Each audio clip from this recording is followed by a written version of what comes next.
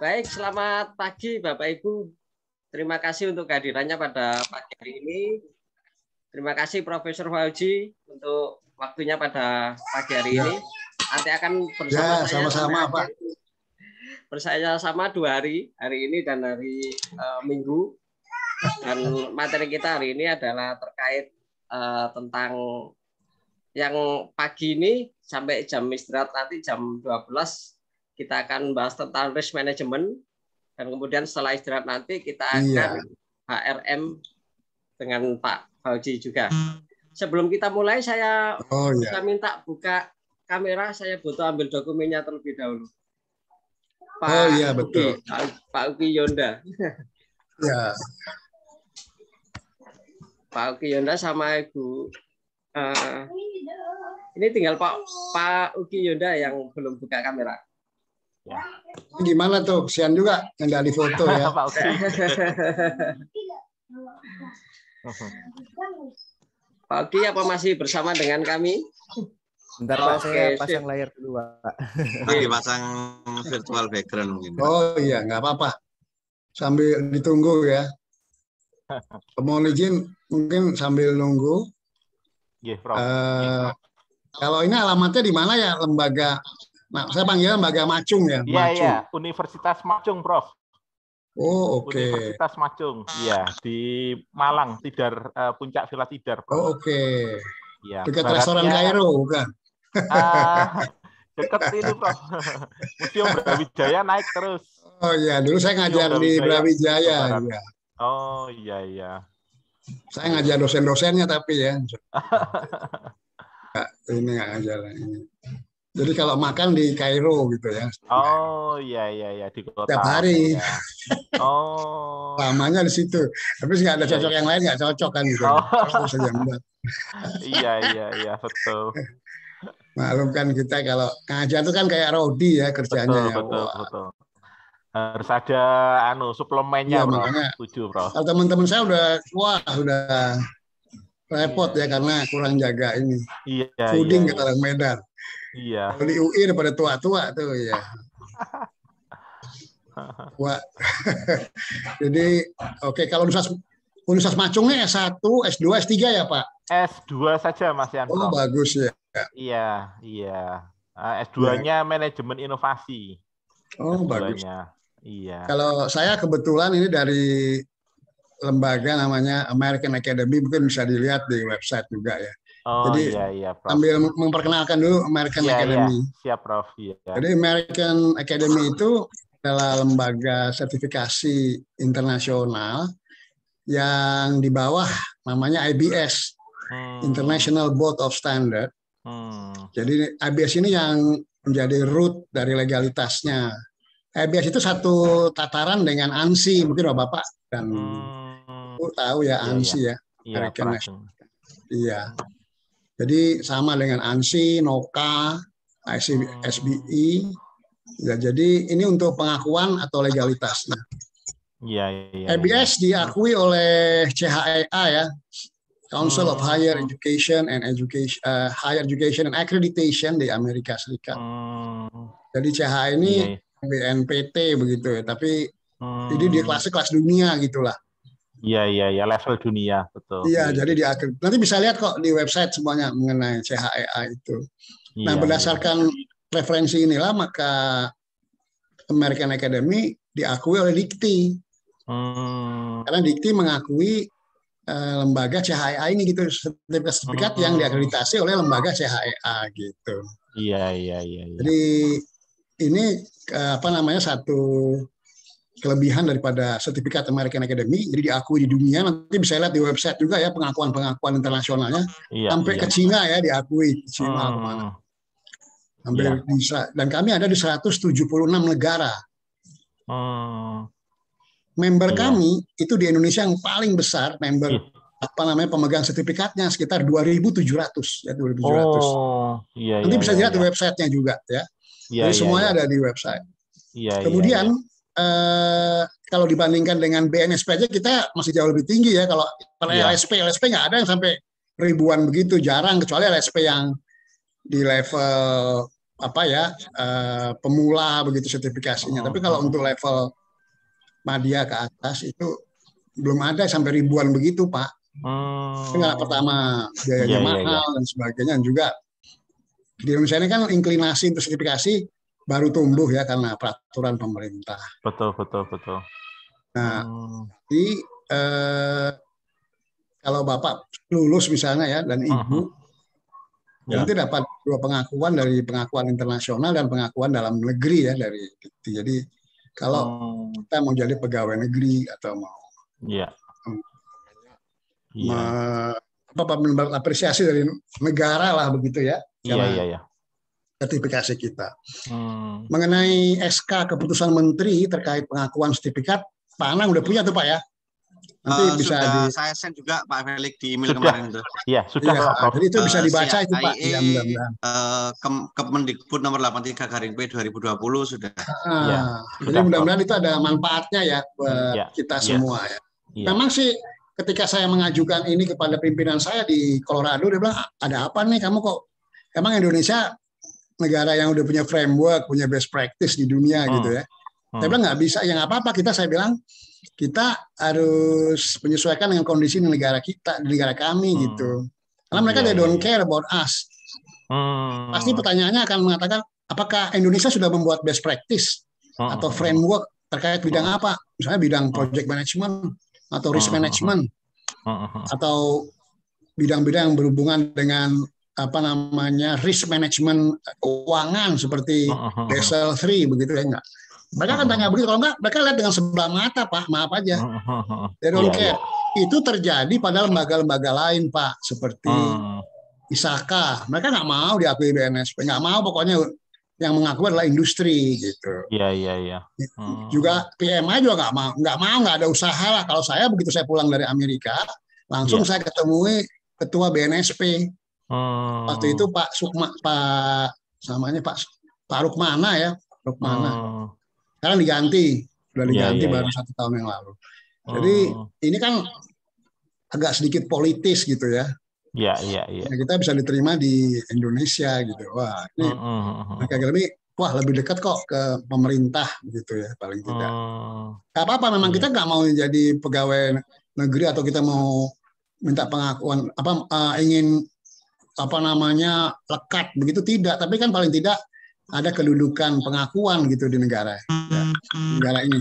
Ini juga terjadi di India, di Afrika Selatan juga begitu Pak. Bahkan di Prancis itu kalau kita punya sertifikat lulus ya, sertifikat project management gitu ya, baik CIPM atau TPM, itu langsung terdaftar di Bursa Tenaga Kerja di dalam asosiasi asosiasi engineer Prancis, namanya SNIPF gitu. SNIF ya. Jadi inilah kelebihan-kelebihan dari sertifikat American Academy.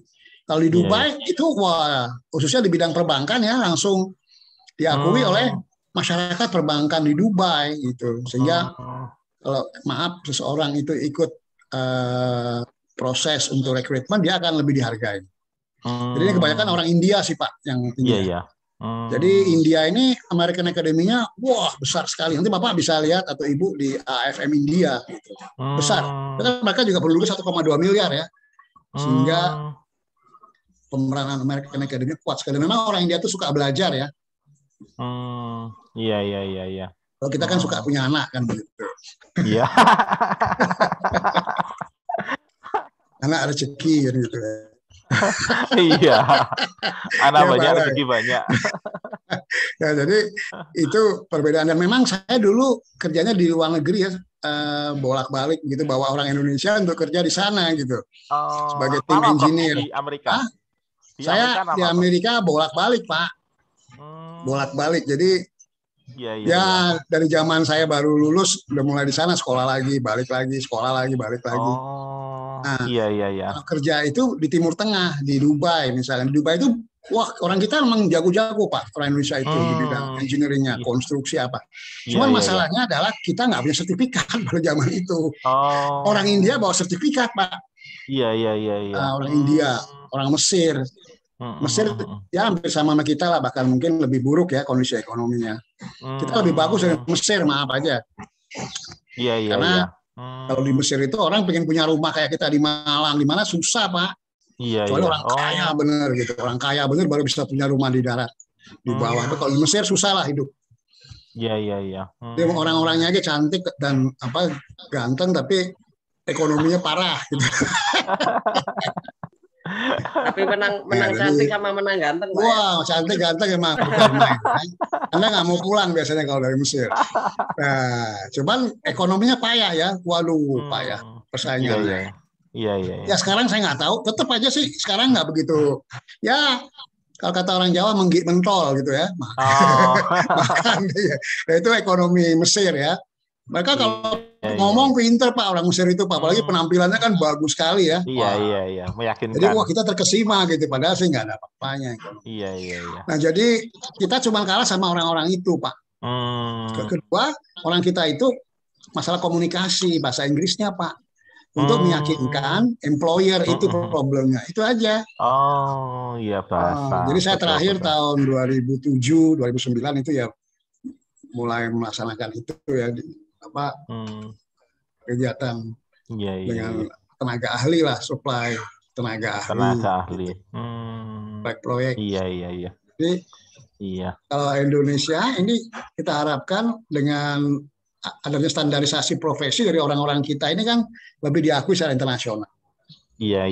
Nah, sebentar lagi kita mungkin akan kerjasama di bidang sertifikasi untuk perawat gitu dan tenaga ahli kesehatan. Jadi nanti tenaga ahli ini akan dikirim ke luar negeri dengan predikat yang lebih kompetitif, Pak. Cuman harus tambah dengan kemampuan bahasa Inggris gitu. Iya. Karena kita masih besar Pak ya untuk perawat itu ya di luar. Iya, tapi perawat ini ke Amerika. Jadi saya kemarin bicara sama teman saya, dia labor supplier. Nah, dia ke Amerika, jadi ke New York, terus ke Seattle itu dibutuhkan. Nah, ini dia bawa sertifikat dari Amerika juga kan, tentu akan lebih diterima gitu kan. Betul. Standar, apalagi dari IBS. Gitu. Jadi kalau American Academy itu ada dua grup, dua lembaga yang menerbitkan sertifikasi ya, sebetulnya 3 ya, AFM sama APM. Kalau APM itu lebih ke project management dan operation management, kalau AFM lebih ke keuangan. Kalau IBS itu untuk sertifikasi yang non project atau operation management dan non finance, misalnya bidang hukum, bidang politik, kemudian metalurgi, welding, IT ya. Tapi IT itu harus jumlah pesertanya harus banyak baru masuk IBS. Kalau cuma 1-2 dibawa ke APM karena IBS ini yang paling bergengsi, Pak. Yang bergengsi itu AFM dan IBS. Kalau Bapak dari APM tapi bergengsi juga ya di risk management. Agak generik sih risk management itu. Kecuali kalau di risk management keuangan. Kalau risk management keuangan itu sertifikasinya seperti CRA, Certified Risk, CWM, Chartered Wealth Management gitu. Nah kalau mungkin Bapak dan Ibu ingin mengambil juga ya, kalau ini kan lebih ke arah operation risk management. Ya operation, iya. Ya lebih operation. Nah, kalau yang sambil menunggu Pak Yuki. Oke, Pak Yuki ini udah mulai gabung ini. Mungkin ditunggu ya. Profesor Fauzi bisa mulai. Sudah ada ya Pak Ukinya ya. Kita akan break jam. Akhirnya mau difoto ya. Iya. Tunggu Pak difoto. Yonda keluar fotonya ini, belum keluar fotonya. Iya. Belum keluar ya, harus digosok dulu kali. pindah laptop. Bukan, jadi laptop Bapak digosok. Dua ini alat. Itu ya. Kalau kita di dunia ilmu pengetahuan ini pengajar itu harus banyak ketawa, kalau nggak nanti cepat tua ya, udah tua tambah tua ya. Waduh. Betul, Prof. Teman-teman saya di UI begitu ya. Waduh, serem melihat wajahnya, Pak. Suatu saat kami orang Islam tiba-tiba kalau hari Jumat, ayo kita ajak Bapak Denny itu ikut sholat Jumat. Wah, takut semuanya, Pak. Takut marah dipukuli. Karena wajahnya begitu ya, jadi takut kita. Ada situasi. Padahal sih orangnya baik ya, cuma takut dipukuli kali. Iya, Prof. Harus banyak bercandanya, Prof. Mungkin bisa langsung dimulai tidak apa, Prof. Nanti Pak Yuki akan waktu kameranya bisa langsung saya ambil gambarnya nanti. Oh iya. Udah masuk belum? Sudah masuk, cuman Sudah, Prof. masih. Nanti teknis gambar iya. bisa sambil Kameranya jalan. Monggo yang dimulai, Prof. masih teknis ya. Monggo dimulai. Oh iya, semua dimulai ya. Iya. Baik. Assalamualaikum warahmatullahi wabarakatuh. Selamat pagi. Salam sejahtera buat kita semua. Welcome aboard all the participants and candidate for examination of the American Academy Certificate. Saya pada hari ini kebetulan diberikan amanah oleh panitia untuk kita bersama-sama ya. Mungkin waktunya juga tidak panjang ya, cuma 3 jam. 3 jam ya mengenai risk management. Jadi mungkin basisnya itu di filosofinya kita kuatkan, kemudian nanti penerapannya pada proses bisnis gitu. Karena jadi kita lebih mengarah kepada risk management proses gitu ya. Jadi saya berpengalaman beberapa waktu yang lalu dengan beberapa BUMN, khususnya pada penerapan aplikasi yang memberikan dukungan terhadap risk management proses gitu pada organisasi itu. Jadi sekarang ini ada sejumlah software ya di pasaran yang bisa digunakan untuk merealisasikan risk management di organisasi gitu. Jadi pada prinsipnya kalau kita bicara aplikasi nanti ya, bicara aplikasi, maka aplikasi itu pada dasarnya adalah suatu sarana untuk memastikan bahwa mekanisme kontrol itu dijalankan gitu. Jadi kalau kita bicara risiko pasti nggak ada lain adalah kontrol gitu ya. Nah, pengetahuan risk management itu kalau secara filosofis bisa membuat kita menjadi ngawang-ngawang gitu nanti hidupnya ya kalau kita pakai. Tapi ya jangan dipakai ke situ, tapi kita aplikasikan ke operation. Karena banyak hal yang tidak bisa dijawab oleh risk management, hanya agama. Jadi jalan keluarnya cuma agama aja gitu. Jadi agama sebagai contingency plan daripada suatu risiko ya, di contingency plan-nya. Baik, silakan berfilosofi mengenai risk management, baru nanti kita petakan pada proses. Monggo bertanya supaya hidup acara ini. Dan kita harapkan banyak aplikasinya. Ya, jadi bapak-bapak dan ibu tidak perlu sungkan-sungkan gitu ya. Nah, kita tidak perlu sungkan ya. Jadi sertifikasinya namanya Risk Management Professional. Wah, ini Risk Management Professional. Tapi sebelum itu, kita melihat esensi daripada risiko. Tapi ini saya belum kenal Bapak dan Ibu ya. Kalau Pak Felix ini di bagian apa ya? Mohon izin Pak Felix. Oh iya, baik. Kebetulan konsentrasi saya manajemen sumber daya manusia di kampus. Oh, jadi ya, saya cocok. bersama dengan Pak Ugi, kami berdua ini konsentrasi di sumber daya manusia begitu. Jadi di kampus mata kuliah MSDM saya dengan Bu Ugi. Bu Santi, monggo mungkin bisa sharing. Ya, monggo Bu Santi. Ya, selamat pagi, Prof. Ya, selamat pagi, Bu Santi. Masya Allah. Ya. Iya, Prof. Kalau saya kebetulan masih dosen muda di usia tua, Prof. Jadi saya juga dosen muda nih. Berjiwa muda ya, Prof. Berjiwa muda. Ya. Mungkin yang paling tua saya di sini ya. Senior, Prof. Jam tinggi ya. Iya, kalau selama ini kebetulan saya diberi tanggung jawab untuk yang di bidang ekspor impor di internasional, Prof. Gitu. Oh, oke. Ya. Iya. Kira-kira ikut sertifikasi tujuannya apa nih, Bu Santi? Iya, yang pertama menyelaraskan Prof, Mas, selama ini kan saya 16 tahun, Prof, di dunia praktisi, di dunia industri, di dunia ekspor impor. Nah, karena baru 2 tahun di dunia akademis, bagus, ya. otomatis pasti banyak hal yang perlu disinkronkan. Ya, tujuannya sertifikasi mungkin untuk itu, Prof. Ya, bagus. Jadi sebetulnya materi ini adalah membangun kita untuk mempunyai paradigma yang formal ya, tapi terserah. Nanti secara subjektif itu berpengaruh paradigma kita itu. Jadi makanya saya tadi bilang ini lebih sifatnya pragmatis daripada subjektif. Bahasan kita mengenai risiko.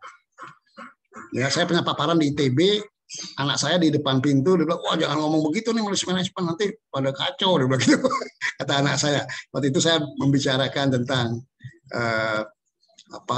mengambil keputusan dari logika linier di dalam risk management. Nah, ini yang bisa membuat kita tidak ada pegangan gitu.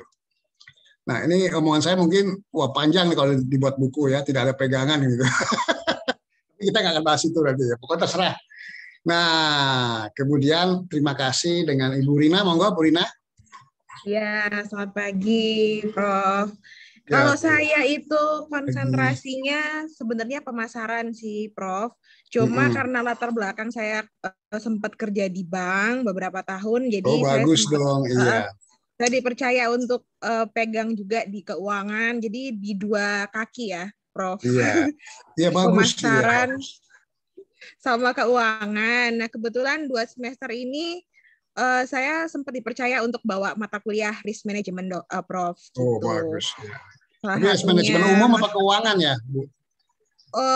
Untuk ngajar konsentrasi keuangan, tapi kalau isinya sih lebih ke umum ya, Prof, lebih ke operasional sih ya, lebih ke identifikasinya, proses identifikasinya sama mitigasi, lebih ke situ. Bagus, nah, tujuannya ikut sertifikasi ini ya supaya lebih ini ya, Prof, karena kan saya sebenarnya nggak ada background, kemarin belajar sendiri risk management itu dari beberapa literasi. Nah, ini ya supaya dapat lebih mantep lagi gitu, Prof. Iya, alhamdulillah ya, di Tuhan ya kita bisa bekerja. Jadi saya bukannya lebih tahu dari Bapak dan Ibu ya. Kita sama-sama belajar nih kan, itu menghantarkan ke suasana ujian nantinya sama-sama. Baik, sukses. Kemudian Ibu, ini Bapak atau Ibu ya yang selanjutnya nih? Soalnya nggak kelihatan. Pak Oki, silakan. Oh iya, Pak Oki, monggo Pak Oki. Iya, yang paling muda ya. Pak, ini Pak, paling muda. Udah ganteng kayak Mus Muciono ya dari luar. Iya. Ini baru lulus S2 kemarin ini, Pak. Oh, Pak, masih segar nih, Pak. Dan ini pitstone-nya masih bagus nih, Pak. Visualnya aja, Pak, tapi sebenarnya sama aja, Pak. Oh iya. Prof, salam kenal. Mohon maaf saya baru bisa nyala. Iya. Monggo Pak Oki. Nyala layar ya. Saya kebetulan di Macung ini mengajar di SDM, tapi kalau bidang ilmu saya ketika perkuliahan dulu S1 S2 saya marketing, Prof, gitu ya. Tujuannya ya saya berharap dari sertifikasi ini ya bisa memberikan bekal saya gitu ya untuk pengetahuan dalam lagi gitu, Prof. Iya, monggo. Jadi memang kalau sertifikasi itu kan nggak bisa berhenti. Ya. Perlu saya sampaikan sertifikat Bapak Ibu itu akan kadaluarsa 3 tahun. Tapi kalau di internet 2 tahun, saya bilang sama board di Amerika nih, kalau orang Indonesia jangan cepetin, karena kalau dicepetin kesian juga kan harus bayar lagi gitu ya. Tapi kan sebagai member, nah bayar lagi itu kayaknya kalau udah jadi member akan murah ya nantinya ya, murah. Jadi tenang aja. Kenapa harus melakukan resertifikasi? Karena tujuannya adalah supaya kita belajar terus gitu, keep up to date. Jadi kenapa ada sertifikat ya gara-gara ada gap antara industri dengan perguruan tinggi. Karena industri itu progres. Wah, bukan main progresnya, apalagi kalau di dunia IT ya, 6 bulannya udah lain lagi loh. Ya. Nah, makanya kalau kita sekolah formal kan udah S2 selesai. Ya, begitu aja sampai kita meninggal juga tetap aja S2 gitu ya. Tapi kalau sertifikasi bukan ya, enggak begitu. Nah, jadi sertifikasi mengharapkan kita mohon izin untuk belajar terus, kemudian menulis, menjadi pengawas ujian, pembawa makalah seminar. Wah, bagus tuh, itu ada skornya nanti. Untuk sertifikasi tanpa ujian gitu ya, ada scoringnya. Yang namanya program CPE, Continuous Program Education. Nanti semuanya bisa dilihat di website syarat-syaratnya bagaimana. Masuk ke www.gafm.com nanti masuknya ya. Baik, bagus sekali. Mudah-mudahan ada manfaat, Pak. Selanjutnya Ibu Putri ya? Apa? Bukan Prof. Pak Roni. Oh, bukan. Tinggal satu. Oh, Pak Roni. Oh, Pak Roni. Ya, Pak Roni ya. Ini yang paling ganteng nih, Pak. Oh ya, wah, Masya Allah ya. Ini dari Timur Tengah ini, Pak. Ini, Pak. Oh ya. Biasanya kalau dari Timur Tengah sontokannya bagus nih. Selamat pagi, Prof. Selamat pagi. Ya, Pak Roni, wah, sukses ya. Salam kenal. Kira-kira kenapa Pak Roni ikut sertifikasi ya? Ya, untuk meningkatkan kualitas saja, Pak. Jadi memang kebetulan universitas memberi kami kesempatan dan mendorong kami kesempatan untuk kemudian mengikuti sertifikasi-sertifikasi. Itu bagus sekali gitu ya. Jadi kita bisa meningkatkan kemampuan kita, tidak kalah gitu ya, Prof ya, dengan I'm certified. Dengan apa itu? Betul. Jadi orang pikir dosen itu cuma kuliah, jadi kalau dibandingkan dengan yang profesional di saya mau izin, iya betul. Kalau ngomong saya jangan dimarahin kalau saya ngomong suatu ya gitu ya pada dosen. Ya, jangan diambil hati gitu ya. Tadi kayak Ibu Rina itu bagus ya, beliau praktisi kemudian masuk ke dalam itu yang bagus sekali. Karena kadang-kadang saya juga ngajar sebagai dosen udah lama ya, dari tahun 90 ya, 92 gitu. Karena saya sedih hati saya. Pulang dari luar negeri ngajar lagi di kampus. Wah, beda di luar negeri sama di Indonesia. Karena di sana sudah menggunakan, misalnya kalau di IT itu menggunakan pseudocode, kita masih flowchart aja cara, waduh, bagaimana nih cara berpikir pakai flowchart? Itu paling gampang gitu. Nah, kemudian inilah menjadi gap sehingga timbul yang namanya sertifikasi sebagai usaha untuk mengecilkan gap tadi gitu. Jadi diminimumkan gap tadi supaya mahasiswa ini dia bisa keep up to date gitu ya. Nah, sertifikasi begitu. Kalau di Singapura itu mahasiswa S1 begitu lulus karena kerjasama dengan salah satunya dengan American Academy ya, dia juga kerjasama dengan Cisco, lembaga-lembaga lain juga ya, dengan Microsoft juga. Itu mereka sudah associate, misalnya kalau di bidang project management, associate project manager loh. Jadi mereka sebagai bachelor keluar udah associate gitu, siap ikut di lapangan mungkin.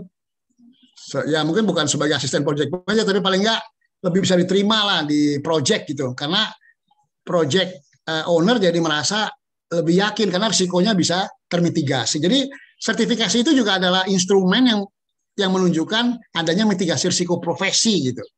Jadi kalau saya ketemu Ibu Rina, wah Bu Rina dapat sertifikasi risk management, wah saya akan lebih yakin dibandingkan dengan Bapak atau Ibu yang lain yang nggak punya sertifikat. Karena itu saya merasa, oh risiko saya takut gagal kerjasama dengan employee ini bisa paling tidak secara normatif bisa kelihatan termitigasi karena yang bersangkutan sudah certified gitu.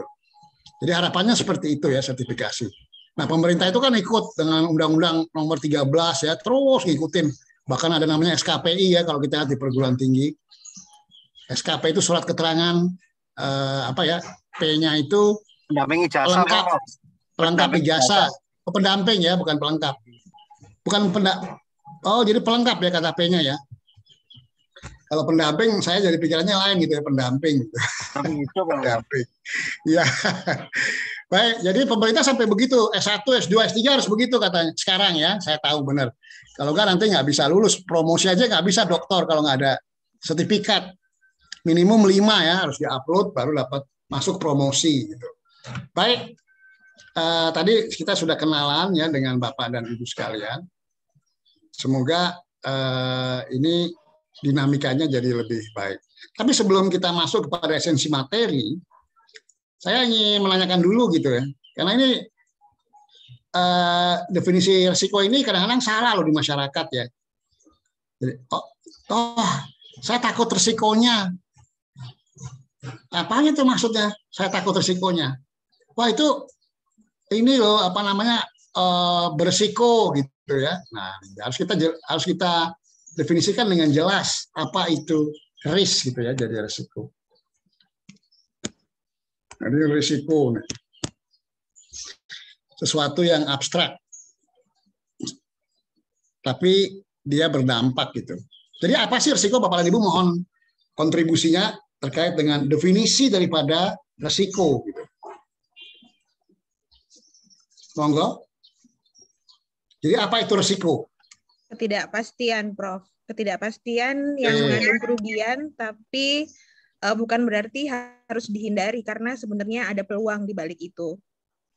Oke, bagus ya, ada peluang. Jadi kalau ada peluang, karena selama ini kan kita bicaranya risiko negatif gitu, nggak ada peluang. Tapi ya, sebetulnya ada risiko yang positif. Yang tadi dimaksudkan oleh Ibu Rina ya. Nah, gitu.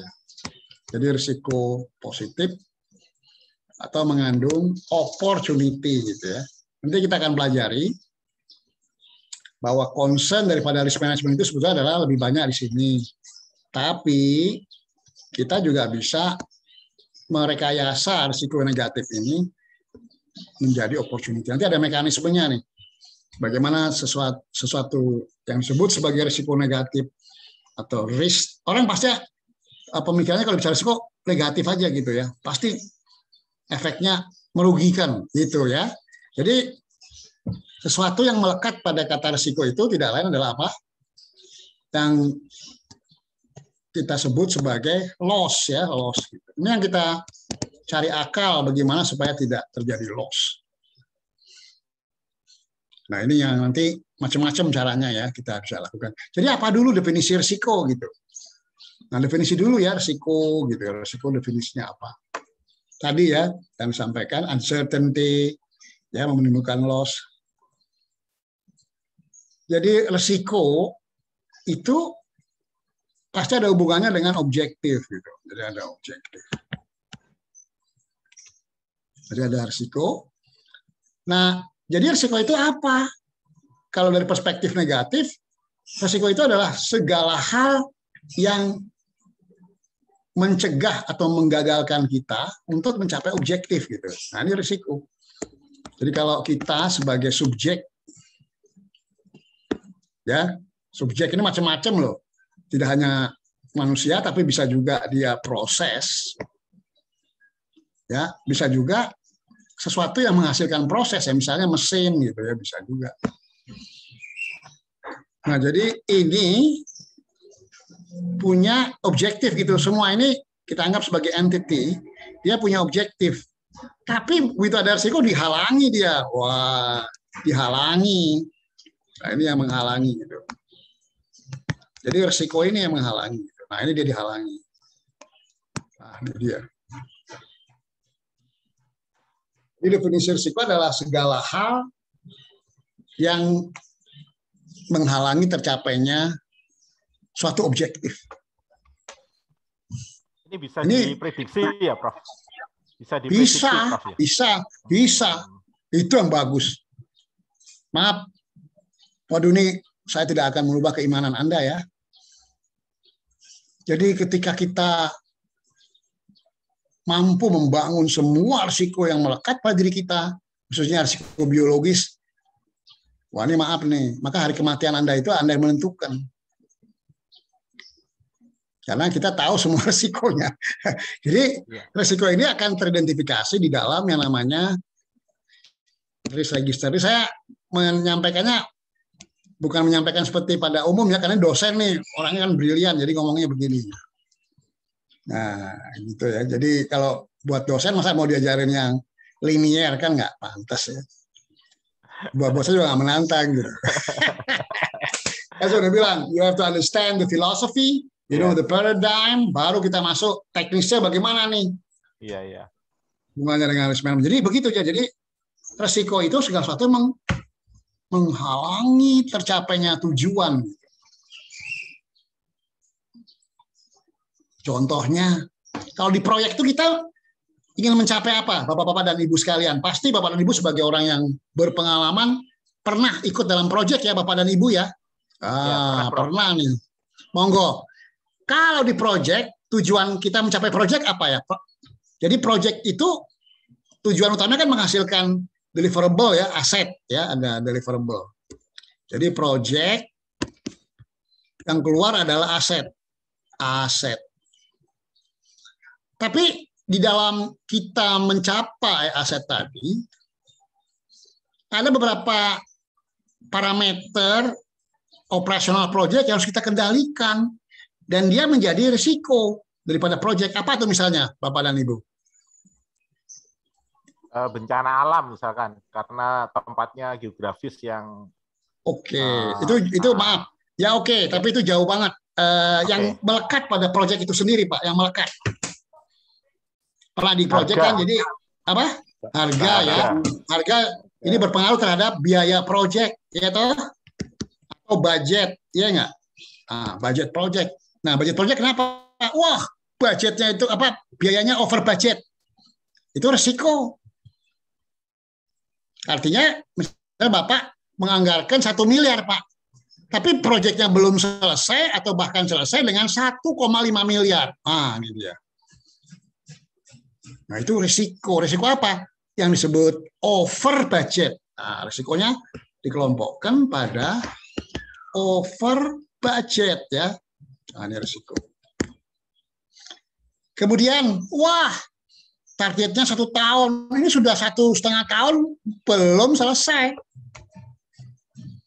Jadi ada risiko apa? Risiko project molor atau berkaitan dengan apa? Schedule. Ini ada risiko pada schedule, ada risiko namanya apa? Delay. Delay ya. Atau namanya tardiness. Bukan stardi ya, tardi aja. Kalau stardi orang Malang tuh. Jadi tardiness ya. Jadi delay. Apalagi yang melekat risiko pada proyek? Personel. Selain schedule. Monggo, Ibu. Personelnya, Prof. Pelaksananya. Boleh, iya. Personelnya kenapa, Bu? Risiko apa yang melekat pada personel? Ini menarik, ini udah mulai menarik ya. Bisa karena waktu pelaksanaan proyeknya, ya itu menjadi delay karena kinerja dari personelnya yang tidak sesuai. Boleh, ya jadi risiko tidak kompeten kan begitu ya, tidak kompeten. Misalnya kita memberikan apa nomenklatur atau profil tidak kompeten, nah, bisa ya. Apakah dia tidak kompeten itu karena tidak menguasai metodenya, ya, atau mereka tidak disiplin, bisa juga. Nah, itu nanti bisa dikaji. Tapi itu bisa dikelompokkan di dalam yang namanya risk register, ya, risk register. Nah, ini modal kita nih, risk register. Nanti akan kita notasikan bagaimana notasi atau padanan antara risiko dengan mekanisme kontrol.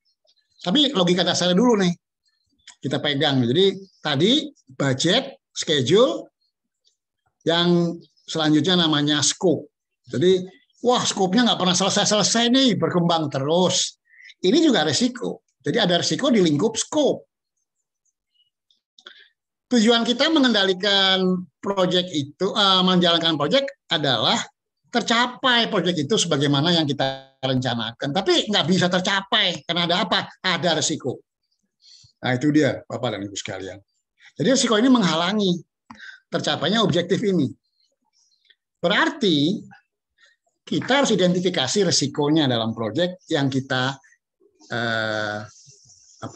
kita registrasi di dalam yang namanya risk register. Nanti risk register adalah bahan eksploitasi kita untuk memastikan supaya risiko itu tidak terjadi, gitu. Jadi ini risiko ini menghalangi daripada objektif. Jadi itu risiko, nanti mekanismenya akan kita jelaskan bagaimana pengendaliannya. Baik, jadi risiko ini bisa kita kendalikan dengan SOP maupun teknologi. Jadi pengendalian risiko dengan teknologi. Wah, macam-macam bentuknya kalau di teknologi ya. Contohnya apa, Pak? Di ruangan Bapak aja nih, atau ruangan Ibu nih, orang bank. Kita menggunakan teknologi untuk mengendalikan risiko. Yaitu adanya CCTV misalnya ya, CCTV, gitu ya.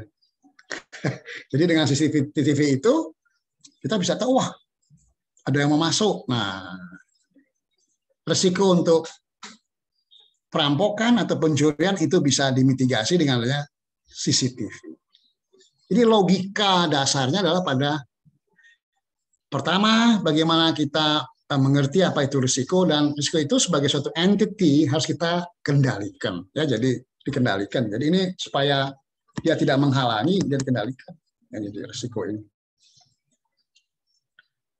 Nah, risk register, ya, jadi kita mengidentifikasi risiko itu sesuai dengan pengetahuan kita.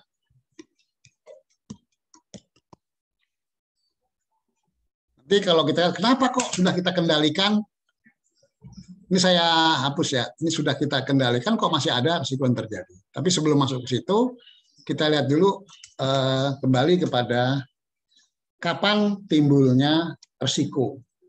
Jadi utamanya adalah setelah kita punya objektif, maka risiko akan timbul.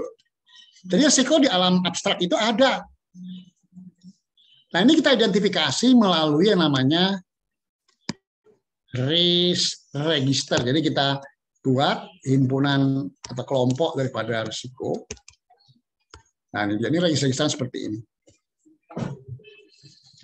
Jadi ini yang kita ketahui terhadap risiko-risiko yang kita ketahui yang disebut sebagai non-risk gitu ya. Non-risk.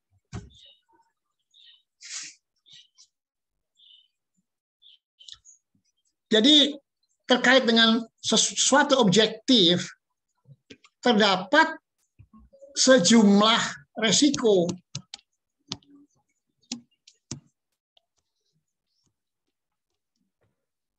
But we don't know at all. Kita tidak tahu semuanya. Mungkin kita cuma tahu yang namanya alfa, jumlah alfa gitu, alfa n. Ini yang masuk ke sini. Terus kalau secara absolut jumlahnya adalah Rn dikurangi alfa n, jumlah risikonya, maka tinggal delta R n besar ya, kalau ini n besar ya, dikurangi n, jumlah risikonya ada seperti ini gitu. Jadi ini saudara-saudara yang namanya unknown risk. Jadi sebetulnya untuk satu objektif itu terdapat sejumlah risiko sebesar n gitu. Nah, ini mungkin n-nya dijadikan n besar. Sejumlah n risiko tadi. Wah. Tapi kita mampu mengidentifikasi hanya n kecil. Nah, ini dia.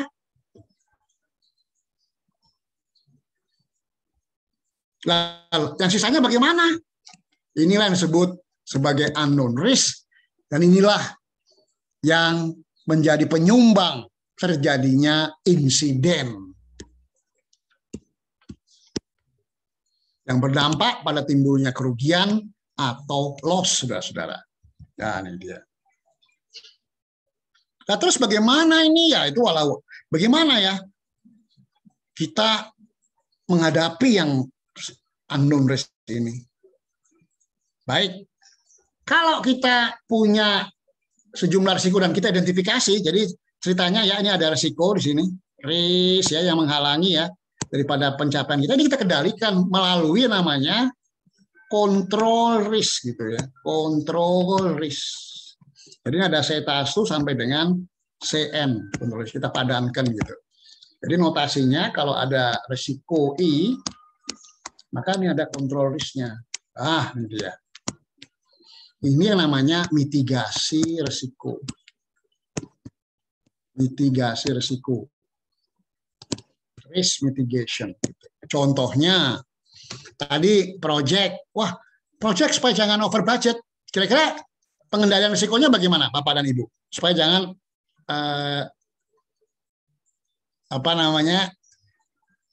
risiko over budget timbul gitu ya, terjadi ya. Jadi risiko itu kan yang kita takutkan apanya sih risikonya? Yang kita takut apanya nih kalau daripada risiko? Wah, saya takut risiko itu.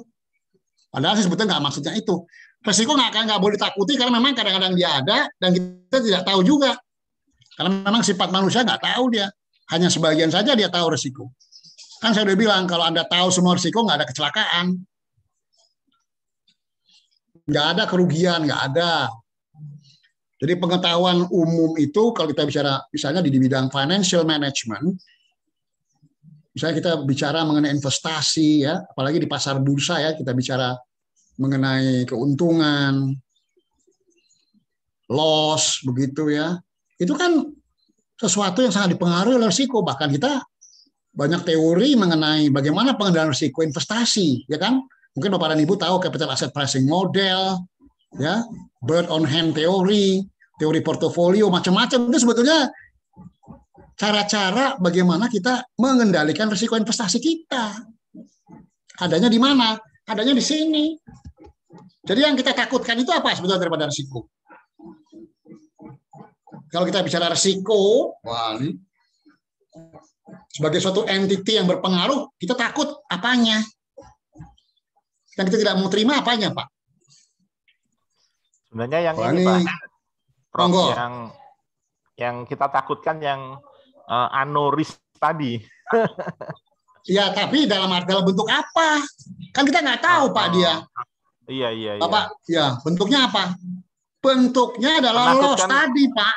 Loss atau impact. Jadi impact-nya yang kita nggak mau terima. Betul nggak? Ini kita bicara risiko negatif. Iya. Jadi kalau kita notasikan suatu risiko, jadi ada risiko I, ya. Kemudian pada risiko, ini risiko ini pasti ada yang namanya kecenderungannya dia untuk timbul probability I dengan impact-nya gitu. Jadi ini yang namanya biasanya disebut sebagai likelihood atau probability. Jadi secara ilmiah itu dapat diwujudkan dalam bentuk kesimpulan kita secara statistical empiris namanya. Itu likelihood. Ini karena kita ngajar, bicaranya model dulu ya, baru kita masuk ke lapangan. Ini bedanya orang terpelajar dengan tidak terpelajar itu, orang terpelajar banyak menggunakan model ya. Model. Karena hidup itu sebetulnya dimodelkan loh Pak. Tuhan nggak pernah ngasih model hidup itu. Kecuali ketika para nabi, ada orang yang mengatakan aku nabi, maka aku bawa ini, nah baru timbul model itu. Anda boleh hidup dengan cara Anda loh. Ya. Mau model hidup, terserah monggo. Tapi kemudian manusia punya norma dan hukum, Anda udah nggak bisa tuh. Tapi kalau Anda hidup sebelum zaman adanya hukum yang berlaku, ya boleh monggo, mau ngapain aja boleh. Terserah, gitu ya. Jadi kembali kepada tadi, yang kita kendalikan itu impact-nya atau probability-nya Bapak dan Ibu terhadap resiko yang terjadi. Jadi risiko itu dia bisa disebut event ya terjadi. Probability-nya, Prof. Iya, betul, bagus sekali ya. Jadi probability-nya kalau risiko itu supaya tidak terjadi. Kalau sudah terjadi apa yang kita kendalikan?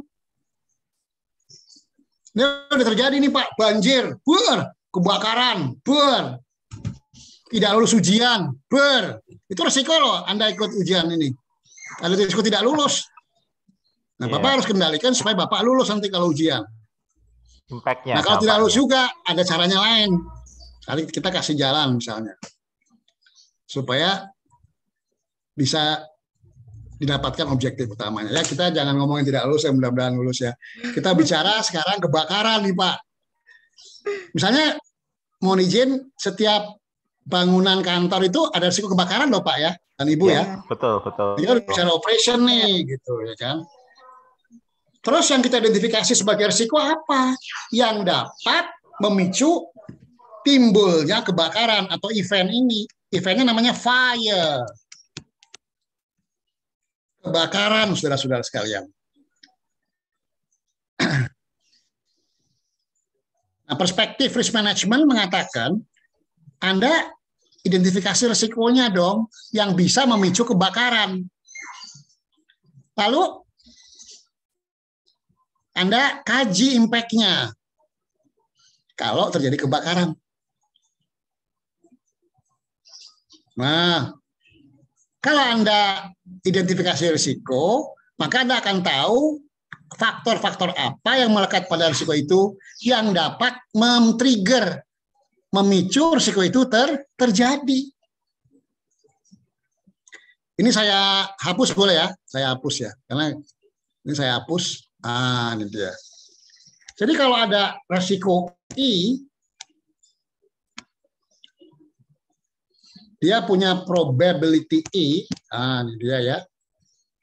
Dia juga kalau terjadi akan memberikan impact ya, jadi ada impact-nya ya yang harus kita kendalikan Misalnya impact-nya dengan magnitude I juga. Nah, ini harus kita kendalikan.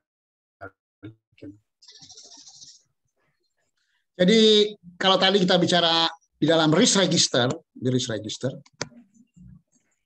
nah ini kita ada sejumlah resiko, kemudian ini kita kendalikan dengan kontrol register ya. Jadi kalau ada satu risiko, misalnya risiko I itu dipadankan dengan kontrol I, tapi ini juga bisa jadi masih ada kebakaran, event. Kenapa nih gitu? Kok udah ada kontrolnya masih bisa kebakaran? Contoh ruangan bapak dan ibu di kantor misalnya, wah udah pakai gembok, ya ada CCTV, tapi masih bobol juga, gitu ya. Mohon izin, misalnya ibu-ibu ikut keluarga berencana, tapi itu kan resiko, anak dianggap sebagai resiko ya, atau hamil adalah resiko gitu. Padahal itu hamil keberkahan ya, tapi secara ilmiah wah resiko. Karena nggak mau punya anak lagi, udah pakai macam-macam pendekatannya, masih juga hamil. Nah itu risiko impact daripada pengendalian risiko yang gagal gitu ya, gagal. Sudah olahraga begini tapi tetap serangan jantung, nah itu risiko juga kejadiannya. Jadi apa yang menyebabkan terjadi event kalau risiko itu sudah dikendalikan? Ini ada risiko lain lagi, saudara-saudara, yang namanya adalah kontrol risk gitu. Ya ada kontrol risknya. Jadi ketika suatu risiko dikendalikan oleh suatu mekanisme kontrolnya juga ada risikonya juga. Ini yang memberikan picuan atau trigger kenapa terjadi. Sehingga menimbulkan apa? Kalau risiko terjadi menimbulkan impact. Ini yang kita takutkan, impact ini. Impact. Nah, impact itu nanti bisa tangible ya, bisa tangible atau intangible gitu. Kalau tangible biasanya ukurannya duit ya Pak ya. Selalu duit. Kalau intangible ya mungkin nama baik ya, image perusahaan dan sebagainya. Wah ini kita bicara umum nih sekarang. Baik. Kan tadi kita bicara bahwa kita mengidentifikasi risiko yang kita tahu. Nah, kalau yang nggak tahu bagaimana? Jadi di sini kalau saya berikan secara visualisasi geometris adalah area di mana ada namanya unknown risk gitu.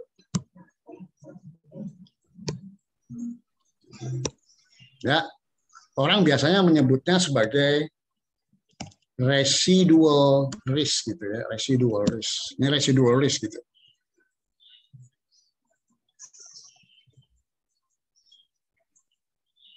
Nah, insiden, kalau kita bicara insiden ya, insiden atau event daripada risiko itu adalah disebabkan oleh pertama kontrol risk yang tidak bekerja dengan baik ya, kontrol risknya tidak bekerja, ditambah residual risk gitu ya. Yang residual risk ini bisa kita terjemahkan sebagai unknown risk. Mari kita lihat misalnya pesawat yang terakhir tercebur di Laut Jawa ya. Laut Jawa apa di Kalimantan tuh yang pesawat itu tidak bisa menggerakkan sayapnya ya, bagian sayapnya supaya dia turun ke bawah gitu, dia ke atas saja ya gerakannya ya. Anda tahu ini pesawat yang paling canggih loh Pak. Iya. Dan di dalam dunia perdagangan keselamatan penerbangan ya, keselamatan nomor 1. Jadi kalau kita bicara security itu sama dengan maximum risk control. Wah, gitu. Ya maksimum risk control loh ya. Artinya apa? Risk registernya itu maksimum. Ceritanya begitu. Tapi kok ketika tim penyelidik yang berhubungan dengan kecelakaan tadi melakukan telaah, ternyata softwarenya loh. Nah, apakah software itu sudah dimasukkan pada risk register? Kayaknya belum waktu itu. Ya betul ya. Berarti masuk residual risk ya, Prof ya. Mohon izin, iya betul Pak, betul. Maka dia merupakan unknown risk, saudara-saudara. Mohon izin, perkembangan teknologi itu saya tidak menakut-nakuti ya. Berkembang berdasarkan tambahan populasi pada risk register. Jadi ada pindahan populasi unknown masuk ke register, itu baru perkembangan teknologi, saudara-saudara. Teknologi keselamatan terutama ya, atau yang suatu yang dikaitkan dengan security pada sarana. Nah, kemudian setelah itu dari Boeing itu ya, Airbus sama Boeing Pak? Airbus sama Boeing itu Pak? Saya lupa ya. Boeing 787 Max. Oh, berarti Boeing ya Pak ya? Saya lupa ya. Max, ya. Nah, orang Boeing mengaku kalau begitu ini kita masukkan risiko baru. Itu dia. Masuk dia ke sini. Sehingga populasi daripada risk register untuk pesawat tadi bertambah. Mekanisme kontrolnya juga bertambah. Ini bertambah ya, saya kasih arsinan baru. Ini juga bertambah. Monggo begitu. Mekanisme kontrol nambah ya. Betul Bapak. Jadi inilah yang disebut sebagai perkembangan teknologi katanya. Ya, artinya perkembangan teknologi yang memberikan tingkat keselamatan. Kalau kita bicara selamat, jadi kalau selamat itu apa sih? Selamat sesuai tujuan. Aman. Jadi jangan bilang selamat aman. Ya, aman. Ya, secure. Aman. Apa itu secure menurut Bapak? Kalau dilihat dari perspektif risk management. Tidak ada resiko. Mohon izin, Ibu boleh, Ibu Rina? Monggo, Ibu Rina tadi udah ngomong. Tidak terjadi resiko sama sekali, Prof. Sehingga tidak ada dampak. Ibu berpikirnya masih beda dari tadi nih. Tidak ada pernah, Prof. Resiko tetap ada, Bu Rina. Minimal. Sampai kita mati, kiamat tetap ada. Terkendali. Mohon izin, iya. Jadi resiko dikendalikan. Jadi saya tadi mungkin agak lupa menyampaikan the genesis of risk. Jadi kapan timbulnya risiko? Ini kita ngomong begini, kayaknya dibesar-besarkan nih Pak Fauzi, emang begini kok. Nah, bagaimana nanti pemetaannya kepada teknologi dan prosedur operasional? Iya. Ya, karena Bapak-Bapak ini kan akan punya certified, Ibu juga risk management professional. Jadi paradigma dan logika atau filosofi dasar risk manajemennya ya begini gitu. Ini yang dibawa kemana-mana nanti. Dalam industri apapun, logika dasarnya adalah ini. Mohon izin tanya, yang Prof. kita bahas. Monggo. Iya. Berarti kalau melihat situasi perkembangan saat ini, kemungkinan penyumbang untuk anuris itu dari IT ya, Prof ya? Mohon izin untuk apa? Untuk penyumbang terbanyak anuris itu di IT ya kayaknya ya. Unknown. It depends on it depends. Jadi mungkin it depends. IT itu teknologi loh Pak. Iya. Jadi jangan salahkan IT Pak. Justru IT adalah mekanisme kontrol. Tapi yang sumber utamanya di mana? Di proses Pak. Jadi proses. Nah IT adalah mekanisme kontrol. Jadi, jadi dia variabel C itu IT. Tapi dalam IT sendiri ada risiko loh Pak. Contohnya tadi pesawat tadi, ternyata ada statement-statement dalam modul programnya itu yang tidak memadai, gitulah. Sehingga IT itu juga menjadi sumber resiko, gitu. Tapi IT adalah mekanisme kontrol. Dalam pemerintahan ingat tadi bahwa kenapa suatu kejadian itu atau insiden timbul adalah karena risiko tidak terkendalikan.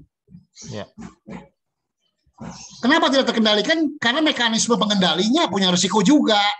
Jadi IT itu kan dipakai di pesawat itu sebagai mekanisme kendali. Dia sendiri punya risiko. Akhirnya risikonya yang event gitu ya. Jadi inilah logika transitif yang kita bangun berdasarkan entity, berdasarkan korelasi antara satu entity dengan entity lain.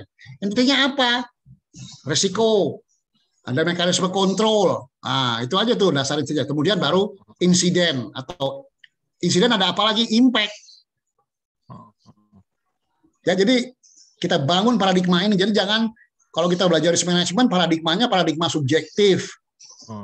Linear, nggak boleh begitu ya. Jadi kita lihat entity per se-nya apa gitu. Udah tahu sekarang Saya sebetulnya sedang membangun paradigma nih dengan Bapak-Bapak dan Ibu-Ibu sekalian. Iya, iya. Jadi kalau kita membedah permasalahan, kita tempatkan pada model dan paradigma yang kita bangun saat ini. Silakan. Ini kok saya semangat ya kayak Bung Tomo nih saya. Iya, dari tadi menggebu-gebu, Prof. Iya, karena minum kopi susu gitu. Kopinya habis tinggal susunya kan. Iya, tadi Prof sudah bicara soal when itu ya, kapan resiko muncul ini. Tadi belum satu tunggu. Baik, ini sesuatu yang ini loh Pak. Ini bisa dipakai sepanjang Bapak hidup di muka bumi ini dan teman-teman yang lainnya. Ya. Jadi risiko itu timbul. Risiko itu udah ada di alam potensi namanya, Pak. Dalam bahasa filsafat namanya the realm of potential. Waduh. Nanti kalau Bapak jadi namanya the realm of potential. Ya. Jadi alam arpi namanya. Jadi ada Pak, dia ada abstrak dia, ya. Ini saya hapus lagi ya karena bicaranya dengan ini konsep ini ya. Jadi the realm of potential itu, nah kapan dia mulai terbangun membentuk suatu unknown risk ya. Jadi risiko itu selalu dia muncul dalam unknown risk loh. Jadi ketika Bapak dan Ibu punya objektif, dari mulailah risiko itu terdefinisi, gitu. Baru muncul risiko itu. Ini dia. Baru ketika kita punya objektif, baru risiko itu muncul. Ya, ketika bisa gini, saya mau jadi orang kaya melalui pasar bursa. Artinya saya bermain saham, betul nggak? Bapak ada risiko pilot loh. Ya. Nah, ya. Ketika Bapak dan Ibu misalnya ingin mencapai keuntungan, Bapak dan Ibu kan udah punya objektif nih. Disinilah mulai terdefinisi risiko itu. Nah sekarang pinter-pinter kita mampu mengeksplisitkan risiko apa sih yang saya hadapi. Inilah yang kita sebut sebagai risk register kita, begitu ya. Jadi begitu Anda punya objektif, udah ada risiko pasti tuh. Tapi dia akan efektif ketika apa? Ketika Anda masuk ke ruangan pasar bursa. Atau mulai Anda beli sahamnya Telkom, atau saham Sampurna, itu baru mulai bekerja. Jadi tadi itu ketika kita tentukan objektif kita, dia mulai terdefinisi masih potensial. Dia masih potensial tuh Pak. Nah begitu kita mulai main di pasar bursa, dia menjadi efektif. Bapak akan kena sambarannya. Ya, jadi ini akan mulai kalau dia efektif, dia akan menimbulkan loss. Jadi itulah dialektika di dalam hubungannya dengan munculnya suatu resiko. Jadi Anda itu kalau udah punya objektif, Anda udah boleh dikejar sama resiko. Nah, pinter-pinter Anda kalau Anda nggak mampu mendefinisikan dengan baik, wah, Anda akan digulung sama risiko itu. Di perguruan tinggi apa targetnya? Coba, saya mau tanya perguruan tinggi Bapak. Mahasiswa baru, punya mahasiswa banyak. Ya, bagus tuh objektif apa kan? Ya, betul. Nah, udah mulai tuh Bapak udah mulai manggil resiko di situ. Iya. Nah, Bapak harus mulai mendefinisikan risiko apa nih yang mungkin timbul. Nah, baru Bapak kalau sudah tahu sudah ada registernya, kita bikin apa? Bikin kontrol register. Gitu. Iya. Nah, bentuknya apa kalau kita di perguruan tinggi? Saya tidak mau menyampaikan sesuatu yang sifatnya konseptual, metodologisnya, tapi kenyataannya di apa tuh di lapangan? Ya. Apa nih? Kontrol register untuk Universitas Mak Chung dalam mencapai objektifnya. Hanya sudah ada. Apa dong selama ini dibuat?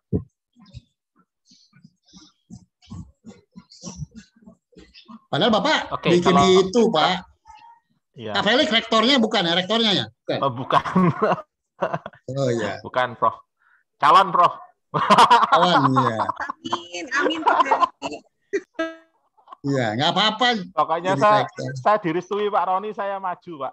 Ini guru saya begitu, Pak Roni. Ya. Monggo. Iya, jadi gimana nih?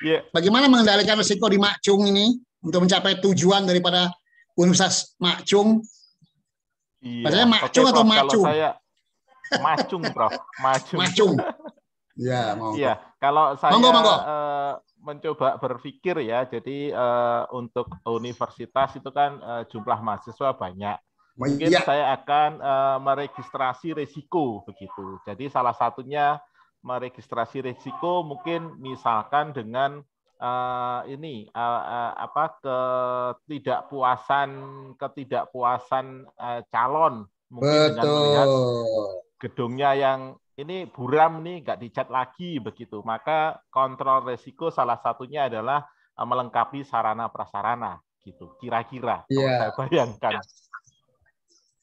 Oh begitu, jadi menyiapkan sarana ya dan prasarana yang bagus Pak. Iya. Terus ada lagi yang bisa memberikan sumbangan atau masukan terkait dengan kontrol registernya gitu ya, monggo. Contoh Prof, boleh Prof? Ya, Bapak Roni Joyo. Misalnya skripsi itu kan jadi momok bagi mahasiswa. Mohon izin, suaranya jadi, Pak, apa yang menjadi momok? Ya, tugas akhir atau skripsi itu jadi momok. Oh, waduh, gimana nih ya? Ya, banyak yang kemudian putus asa karena mengerjakan tugas akhir atau skripsi. Dan juga mungkin hasilnya, misalnya beberapa ada yang kemudian harus mengulang gitu ya Prof ya, bagus, ujian skripsinya, sehingga kami buatkan mata kuliah yang memotivasi dan juga memfasilitasi tercapainya tugas akhir, terselesaikannya tugas akhir mahasiswa. Contoh misalnya penelitian bidang manajemen keuangan, penelitian bidang MSDM yang nantinya membantu mahasiswa mencarikan topik, ya misalnya gitu ya, atau medpen atau mata kuliah metode penelitian di akhir-akhir semester dekat dengan skripsi supaya mahasiswa tidak kesulitan dalam pengolahan data. Iya. Jadi itu adalah risk mitigation-nya ya, dalam rangka menghindari atau mencegah terjadinya kegagalan objektif ya Pak Roni ya. Contohnya seperti itu. Tapi kalau terjadi juga ada apa ini misalnya? Kalau terjadi juga mungkin mahasiswanya sendiri Prof yang memang malas Prof. Nah ini karena itu berada dalam satu sistem. Iya, silakan. Ya, jadi kalau biasanya memang pasti tetap terjadi misalnya mahasiswa yang kemudian tidak selesai masa studinya karena mentok di skripsi gitu ya. Entah karena baru sudah pernah sempro, sudah sampai bab 1, bab 2, tapi kemudian tidak dilanjutkan dan sebagainya, itu tetap ada. Ya, saya membayangin diri saya masih S1 dulu begitu juga ya. Tanya, wah ngeri-ngeri sedap. Nah, sampai jadi dokter juga begitu ya. Saya juga, wah karena sibuk pekerjaan kadang-kadang. Kalau nggak dipaksa nggak selesai-selesai itu saya juga ya dulu. Nah, jadi kembali kepada tadi ya. Kita menjalankan risk mitigation itu dengan program misalnya. Tadi yang disampaikan oleh Pak Roni itu program-program. Kalau masih terjadi juga, berarti ada satu risiko atau kelompok risiko yang belum teridentifikasi ya, atau kontrol risk kita itu dalam bentuk program tadi kurang efektif ya Pak Roni ya, itu kurang efektif. Nah, unknown risk ini Pak, kita nggak tahu kecuali kita mengalami experience. Ada pengalaman. Jadi kayak tadi pesawat itu jatuh atau mahasiswa tetap aja. Misalnya kita dari mahasiswa yang masuk 100 orang yang gagal karena tidak mau menyiapkan prestasi skripsi 30% misalnya ya. Nah, dengan mitigasi risk ternyata sekarang turun menjadi cuman 15%. Tapi tetap masih ada. Berarti kita harus menguatkan program kita untuk mereduksi dari 15% misalnya menjadi 5%, karena nggak bisa jadi 100%, karena karakteristik daripada risiko itu tidak mungkin dijadikan nol gitu ya, probabilitasnya nol nggak ada ya, nggak mungkin. Karena yang bisa membuat nol itu hanya yang menciptakan alam raya ini terhadap risiko. Ya, jadi kita tuh selalu digumuli, mungkin saya menggunakan kata gumuli, digumuli risiko selalu Pak, dari pagi begitu kita sadar bangun sampai tidur lagi itu digumuli risiko terus. Masalahnya kita mampu mengendalikan apa enggak gitu. Nah, kembali kepada tadi, jadi ketika terjadi sesuatu yang tidak pernah terdaftar di dalam risk register kita, ini namanya unknown risk melalui experience atau event gitu. Wah, kok jadi begini ya? Kok pesawatnya jatuh ya, padahal wah, sarananya udah canggih loh. Mitigasi semua parameter sudah kita laksanakan. Challenger, nanti saya bisa tayangkan filmnya.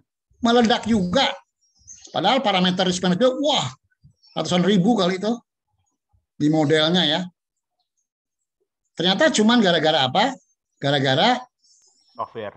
Karet pemisah ya di bahan bakar itu ya, di bahan bakar yang bocor kan gitu ya, di flapnya. Nah itu, wah, bahan bakarnya bocor berapa juta ton itu ya, ngebul, kena api, roket di bawah, habis dalam tempo berapa detik ya, baru perjalanan sekitar 28 detik ketika dia mulai tinggal landas. Challenger ya, Challenger. Nah, jadi populasi daripada risiko ini akan makin besar, Bapak dan Ibu, dengan adanya experience. Jadi kalau kita di risk register kita misalnya, kita punya 10 risiko, nah ini sekarang dengan adanya pengalaman menjadi misalnya 13, ada risiko yang ke-13. Artinya apa nih kalau kita punya lebih banyak risiko yang kita identifikasi? Monggo.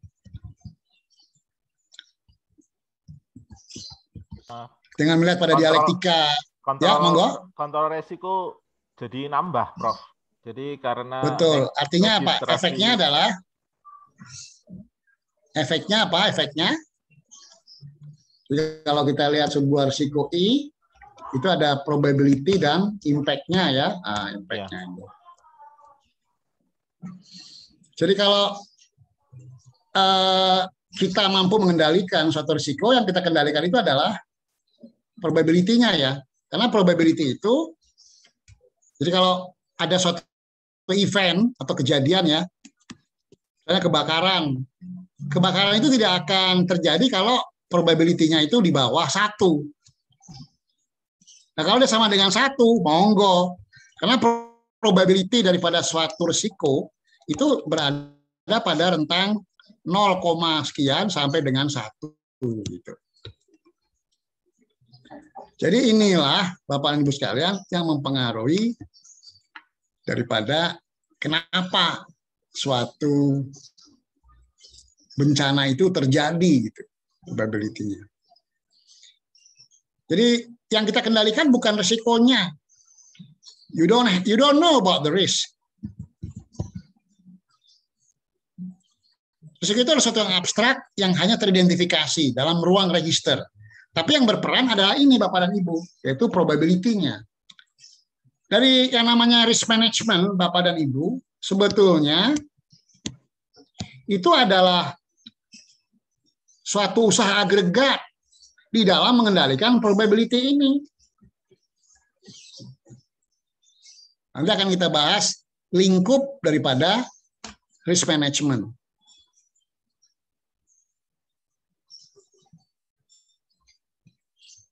Ini memang terkesan sebagai suatu yang kuantitatif kalau kita bicara probability ini.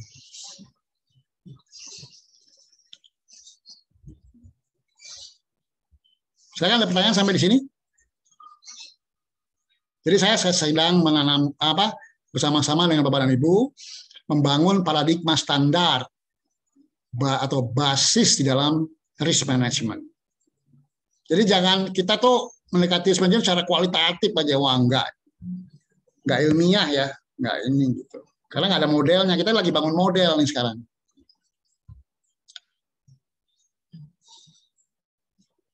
Nah, risk management itu sangat berhubungan dengan hal-hal yang sifatnya stokastik. Pernah belajar ya stokastik ya? Stokastik. Pasti pernah belajar. Apalagi kalau dari dunia keuangan itu stokastik. Jadi stokastik itu dia bukan statistik. Kalau statistik itu jelas. Ada datanya, empirik gitu. Stokastik itu kadang-kadang dia lebih bebas ya untuk mencapai suatu kondisi tertentu. Jadi misalnya begini ya. Kalau dari A, dari suatu kejadian A, dia bisa kejadian B. Dari kejadian B, dia bisa ke B lagi, atau ke C gitu. Atau dari C bisa langsung ke A lagi. Nah, ini namanya stokastik.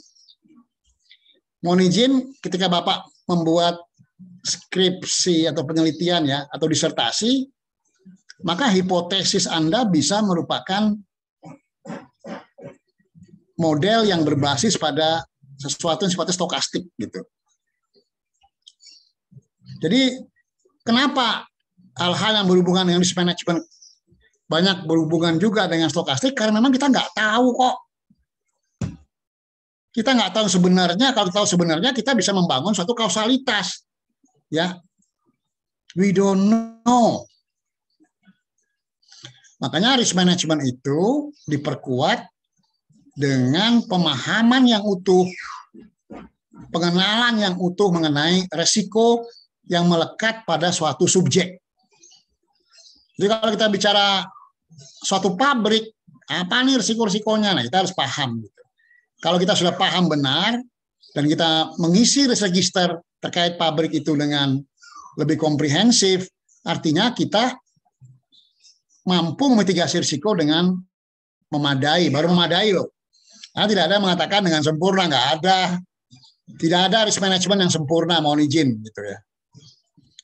Dalam ilmu keuangan juga begitu. Contohnya ya, ini saya hapus ya. Kalau dalam ilmu keuangan, mungkin Ibu Rini tahu ya, bahwa misalnya kita bicara ekspektasi return dari suatu investasi gitu ya.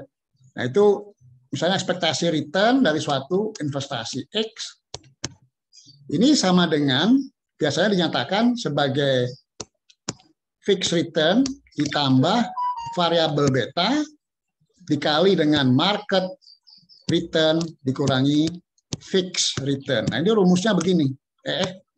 Jadi rumusnya seperti ini. Sorry.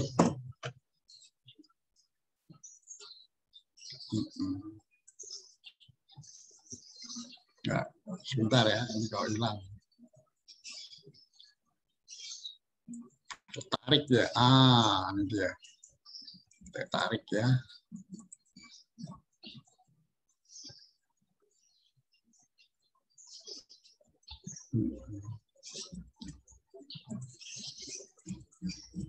Ya, ini dia ya. Saya tarik, gimana nih nariknya ya? Ini dia. Jadi ini untuk ekspektasi dari suatu return dari saham ya. Misalnya saham I gitu. Nah, ini pakai I semuanya. Ini market return-nya, ini fixed return I. Kemudian apa yang menjadi faktor mitigasi risikonya? Ada variabel namanya beta nih, variabel ini.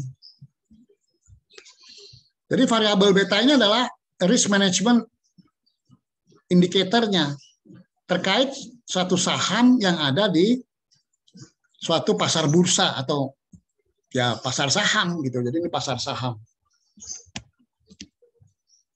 Dalam pasar saham ada namanya market risk. Nah, ini dia. Nah, risiko yang bersifat inheren pada saham tadi itu nanti dinyatakan dalam bentuk variabel B yang nilainya bisa dari sesuatu yang lebih kecil daripada 1. Jadi beta itu bisa lebih besar daripada 1 gitu. Nah, kalau betanya lebih kecil daripada 1, biasanya artinya resiko saham ini lebih kecil daripada resiko pasar. Karena di dalam pasar banyak saham-saham juga yang diperdagangkan, ya. Tapi kalau dia lebih besar daripada 1, wah, dia lebih tinggi daripada resiko pasar. Tapi gain-nya itu kalau dilihat dari formulasi ini ya, ini formulasinya, jadi pastinya kalau ininya lebih besar daripada 1, harganya akan lebih besar. Nilai net return-nya ya. Net return-nya itu kalau betanya lebih besar, pasti net return itu akan lebih tinggi. Tapi kalau dia lebih kecil daripada 1, pasti akan beda dengan katakanlah ada ekspektasi return dari saham lain ya. Nah, misalnya ini.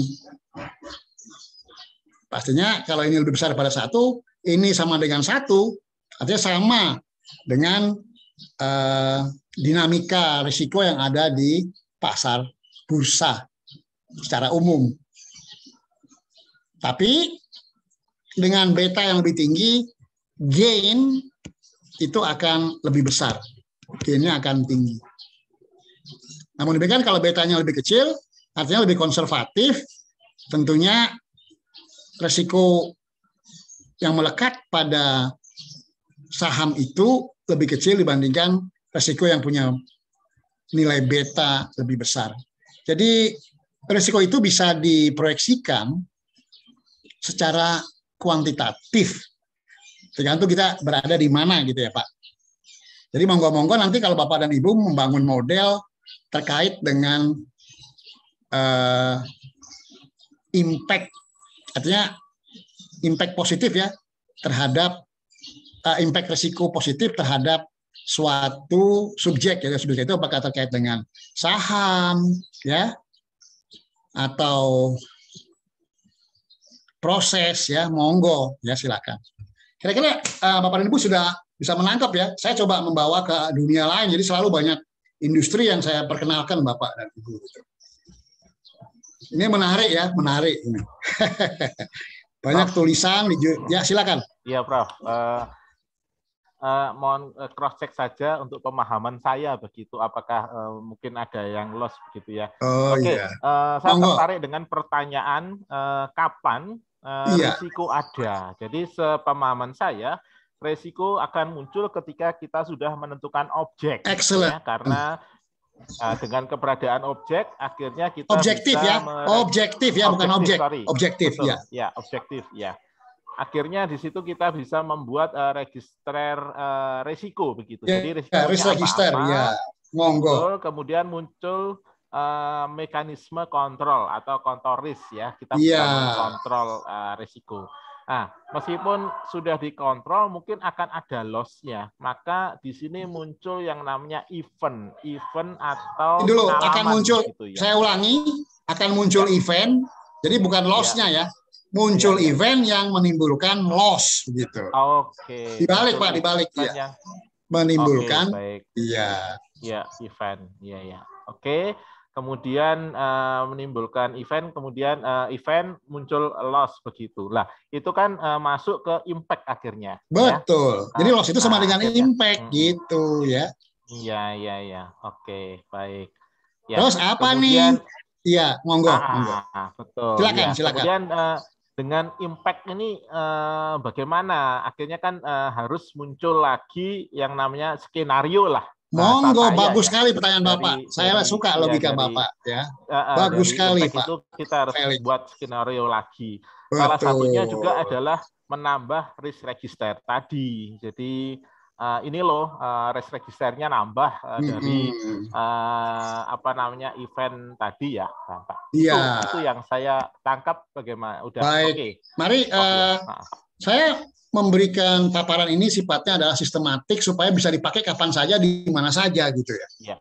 Ya saya tidak mengajarkan sesuatu yang mengalir tapi tidak bisa dipakai di sesuatu yang generik gitu. Tapi ini saya sampaikan dalam paparan ini ya untuk bisa diterapkan di aneka industri ya. Mari kita bagi cara kita melihat risiko berbasis yang namanya stadium pre-event. Namanya stadium pre-event dan stadium post-event. Wah. Saya harap Bapak dan Ibu mengerti maksudnya. Pre-event ini stadium ketika kita masih merasa, wah, yakin terhadap bahwa objektif kita itu bisa kita capai. Satu, kalau kita sebagai subjek. Kalau mesin sebagai subjek, kita yakin mesin akan mencapai tingkat efisiensi dan produktivitas tertentu. Ya, kalau kita bicara proses juga begitu. Proses akan efektif, menghasilkan output sebagaimana kita harapkan, throughput-nya adalah sesuai dengan apa yang kita harapkan. Nah, ceritanya begitu. Itu di saat kita pre-event. Nah, ini kita mengendalikan risiko dengan mekanisme kontrol gitu. Jadi di sini ada risk register. Ya, ada risk register. Kemudian ada apa? Selain risk register, monggo Bapak dan Ibu. Yaitu kontrol register, jangan lupa ya. Di sini yang berperan untuk masuk kepada kondisi event di sini ya. Jadi ada kondisi namanya event. Jadi antara ini nih. Yaitu apa yang berperan? Yaitu probability ya. Probability atau triggernya apa gitu. Jadi ini yang akan men-trigger kondisi event. Ya. Nah, kalau sudah event timbul apa? Timbul yang namanya apa? Loss. Monggo ya, loss. Jadi ini di post event. Kalau usaha kita terkait risiko, nanti akan kita bahas. Jadi materi itu sebetulnya sudah saya sampaikan, wah padat sekali ya dalam hal ini. Jadi di sini kita melaksanakan yang namanya risk management gitu ya, risk management. Jadi hasil daripada risk management itu adalah ini, mampu memitigasi risiko, memitigasi risiko dengan mekanisme kontrol. Nah, ini risk management. Nanti kita akan bahas risk management itu apa saja kegiatannya. Tapi katakanlah terjadi event juga gitu. Nah, kalau sudah event yang namanya post event, ya toh, kita tidak mau bahwa suatu sistem itu, kalau saya bicara sistem, ya pokoknya entity ya, mau itu pabrik kayak, mau pesawat, manusia juga monggo, sistem ya, sakit, kena COVID. Nah, ini ada risiko COVID sekarang. Bagaimana kita mengendalikan risiko tadi? Yaitu dengan cara meningkatkan imun ya, meningkatkan imun itu risk kontrolnya gitu ya. Nah, kalau sudah terjadi, yang perlu kita lakukan apa Bapak dan Ibu nih? Kalau sampai kita berada di sini gitu, monggo dipikirkan. Teknik misalnya gini, yang belajar risk management teknokrat, wah dia pintar pasti nantinya. Wah dia tahu. Saya kok punya potensi begini ya. Coba saya dulu buka paradigma saya begitu. Jadi maka ya inilah manfaat daripada pengetahuan namanya risk management. Itu dialektikanya sederhana aja kok ya. Iya, iya. Cuma nanti akan kelihatan di mana sulitnya gitu. Iya. Dialektikanya sederhana loh Pak. Cuma 2 fase aja gitu, 3 ya. Ada. Jadi kalau saya gunakan warna yang lain ya, saya pakai warna lain. Jadi kita tuh bergerak dari sini, wah ke sini gitu. Ah, ini dia. Iya. Monggo. Jadi kalau sampai di sini, apa yang kita lakukan?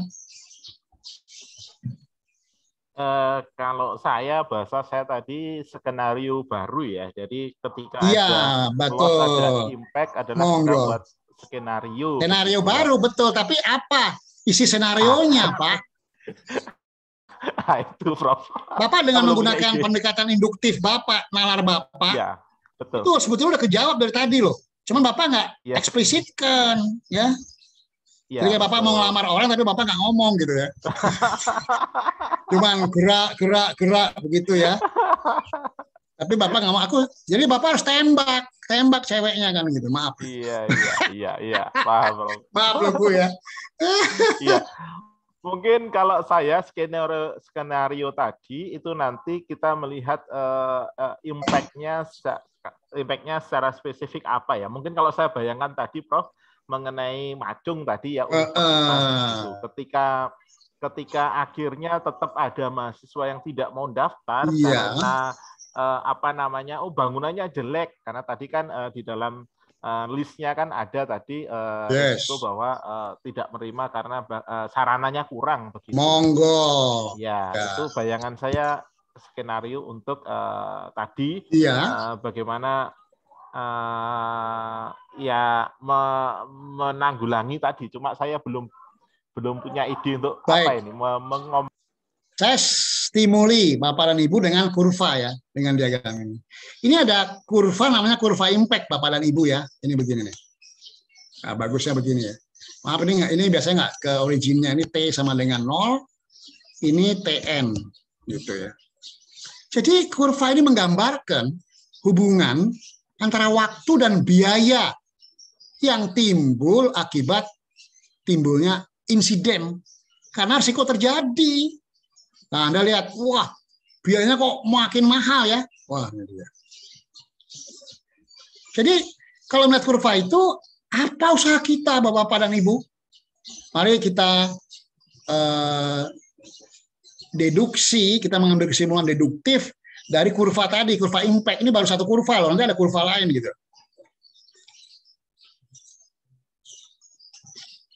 Ini risk management ini ilmunya para dewa loh, Bapak dan Ibu.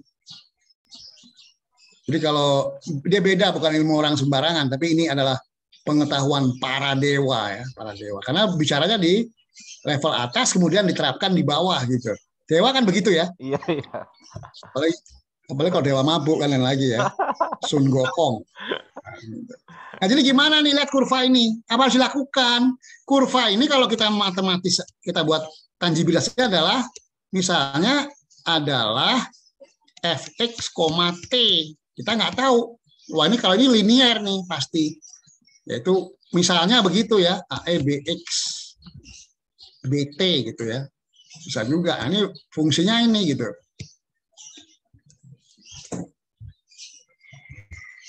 Mohon maaf, Prof, menyelah. Kalau lihat kurvanya, berarti ketika tadi bahasa saya skenario, itu ada hubungannya dengan cost sama waktu ya. Kalau waktunya mundur ya istilahnya sudah diatasi, cost-nya semakin tinggi begitu ya. Betul. Itu udah kejawab, Pak. Barusan itu jawabannya. Iya. Jadi kita sebisa mungkin menempatkan T, kalau kita sebut sebagai TC ya, itu harus lebih kecil jauh daripada TN dikurangi T0-nya, ambil maksimumnya gitu. Jadi jangan terlalu jauh. Terlalu lama kita mengatasi apa? Bencana. Impact ya, bencana tadi ya. Ya, ini kan betul Bapak. Jadi di mana? Oh, di sini aja. Gitu misalnya. Monggo. Ini bencananya kita sampaikan di sini. Gitu. Ini yang di dalam risk management namanya apa? Namanya adalah contingency plan, saudara-saudara. Namanya contingency plan.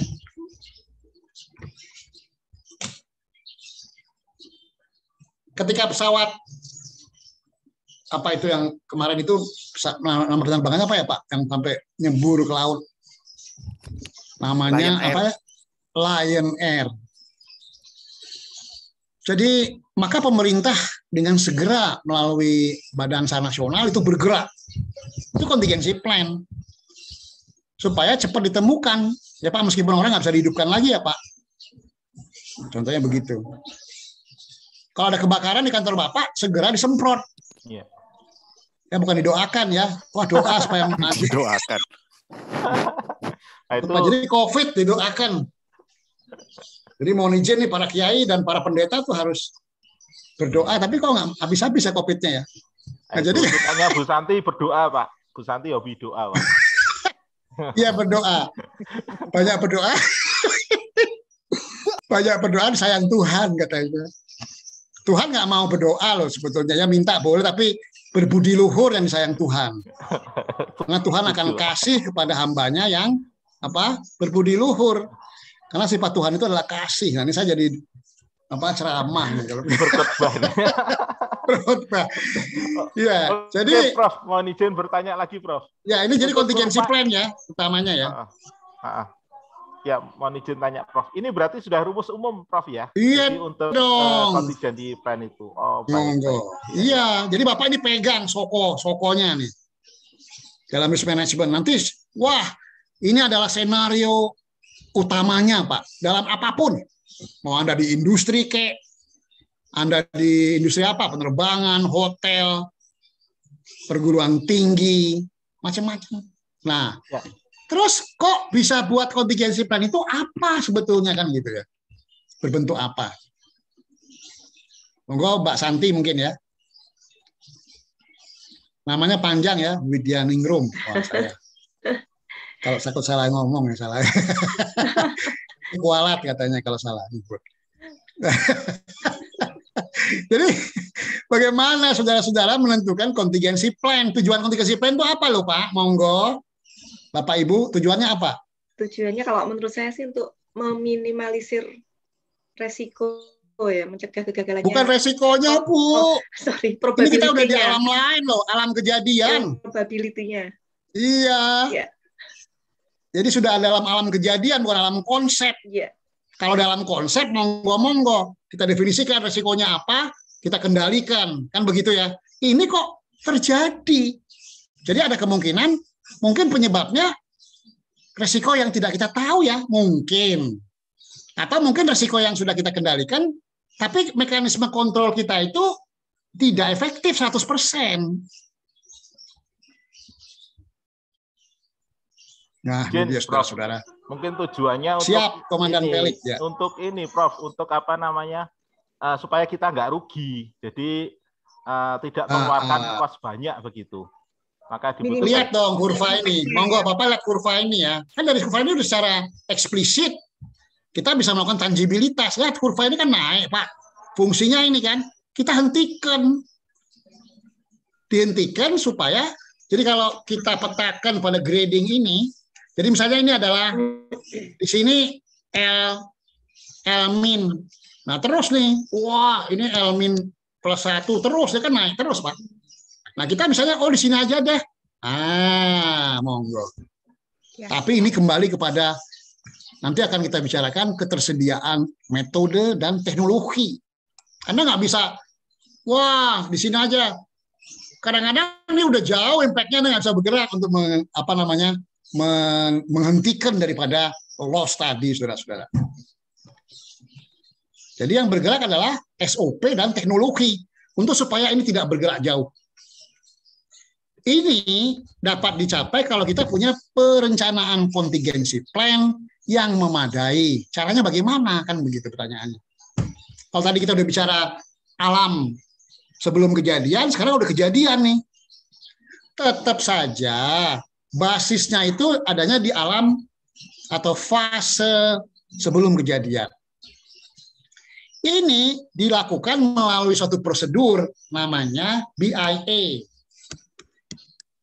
atau singkatan daripada Business Impact Analysis. Wah, ini dia. Nah, ini dia. Ini ada harganya loh, Pak. Wah, di dunia ini memang, maaf ya, semuanya biaya, Pak. Bapak masuk rumah sakit dalam situasi normal, Bapak maunya kelas apa ini rumah sakitnya kan gitu ya. Wah, karena saya nggak ada duit, ya saya di bangsal, nggak apa-apa ya. Dokternya mungkin sehari datang, sehari enggak loh. Kalau Bapak udah sakit. Tapi kalau Bapak seorang yang berduit, Bapak VIP, kalau perlu VVIP, Pak. Kayak anggota DPR tuh ya. duitnya duit rakyat gitu ya. Wah, nggak tahu malu tuh ya. Jadi kontingensi plan-nya itu beda, Pak. Begitu Bapak sakit, dokternya, wah kalau perlu nempel terus seharian di sisi ranjang Bapak karena dibayar. Ya kan? Dibayar. Itu kalau di rumah sakit. Kalau dalam teknologi misalnya gini, instalasi IT namanya apa Pak? Kalau Bapak tahu, data center ya Pak ya, data center. Data center ini bisa mengalami bencana Pak. Misalnya kebakaran. Ya Pak ya, kalau kebakaran, karena memang ada risiko kebakaran. Terus kalau sudah kebakaran akan timbul namanya out of service. Jadi Bapak nggak bisa akses Pak. Misalnya Bapak nasabah Bank Danamon, Bapak ke ATM, kebakaran pusatnya, nggak bisa Bapak ke ATM, ya, karena host atau server yang menjalankan aplikasi itu mati, ya. Mati, down. Akibatnya harus ada namanya DRC. Jadi ada DRC-nya kalau ini adalah network ya, networknya ada namanya DRC, Disaster Recovery Center ya. DRC ya, DRC. DRC ini beragam loh Pak. Karena harganya juga beda-beda. Ada namanya hot swap. Ada lagi namanya warm. Ada namanya cold. Harganya makin ke atas makin mahal, Pak. Karena teknologinya digunakan, wah lebih canggih gitu. Jadi ini highest gitu, highest ke atas cost-nya gitu. Sehingga ini adalah merupakan bentuk kontingensi plan yang diambil oleh Bank Danamon. Danamon bilang, oh kami bank, kami harus menggunakan hot swap supaya nasabah tidak rush begitu. Ini saya banyak memberikan contoh ya Pak, risk management operasional nih Pak ya, jadi kenyataan. Saya tidak pernah bicara sesuatu yang filosofis tapi nggak ada prakteknya gitu ya. Itu alamnya lain. Nah jadi kita bicara di sini ada prakteknya, terus praktek ya. Jadi oke, kata manajemennya kita pakai hot swap aja. Ini adalah bagian daripada strategi contingency plan. Strategi dalam kaitannya dengan contingency plan. Itu kenapa bisa membuat strategi itu? Karena sudah menjalankan namanya BIA, Pak. Pada BIA itu tersimulasikan yang ini, impact-nya nanti. Jadi impact ini tersimulasikan pada studi terkait kalau terjadi insiden dalam bentuk yang paling buruk namanya disaster, ya. Jadi biasanya resiko itu mengenerate insiden, wah impact-nya bisa disaster, bisa juga menghasilkan namanya krisis gitu ya, ada krisis. Nah, tentunya orang tidak ambil strategi langsung, memperhatikan apa? Kemampuan di dalam pendanaan atau budget. Inilah saudara-saudara yang dinamakan risk management cost, atau disebut dalam bahasa yang lebih detail namanya contingency cost. Nah, jadi ada budgetnya nanti. Jadi suatu strategi atau pilihan teknologi ataupun metode dalam mengatasi kondisi bencana risiko, akibat risiko yang terjadi didasarkan pada business impact analysis atau ketersediaan daripada sumber daya untuk menjalankan contingency plan. Nah, kalau kita menggambarkan kurva lagi, maka kurvanya akan ada satu kurva lagi jadi begini tuh. Nah, ini yang namanya kurva recovery. Nah, ini dia. Jadi kurvanya yang biru ya, recovery. Nah, antara kurva recovery dan kurva impact itu dia bersinggungan satu titik. Ini yang kemudian kita tarik ke bawah ke apa namanya sumbu datar, juga ke sumbu tegak gitu. Ini yang disebut RTO, Recovery Time Objective.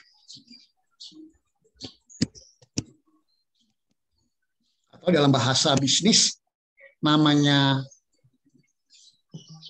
resiliency level. Resiliency level. Antara satu entitas bisnis dengan entitas bisnis punya RL yang beda-beda.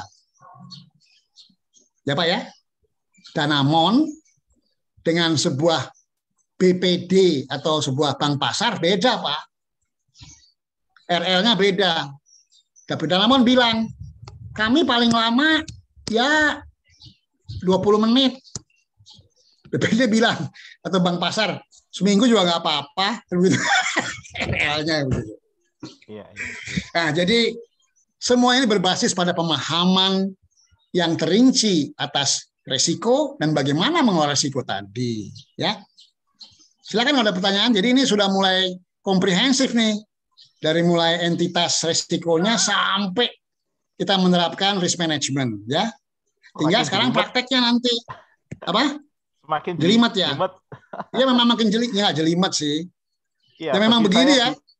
Sesuatu yang baru sih Pak, termasuk iya, tadi lama-lama juga RL itu ya. Iya RL, resiliensi itu. Iya. Iya. Jadi resiliensi, monggo kenapa Pak? Maaf. Ternyata silakan. Bisa dihitung, maksudnya RL itu bisa dihitung, bisa diantisipasi. Bisa Pak, Prof, bisa. Iya. Ya. Mohon maaf, mau request kalau di HRD, Prof, misalkan. Ini tadi kan saya melihat kok banyak menyinggung di keuangan begitu ya, contoh konkret. Keuangan, teknologi ya, ini banyak teknologi ya. Gitu ya. Kalau di sumber daya manusia, Prof, kira-kira risikonya yang sampai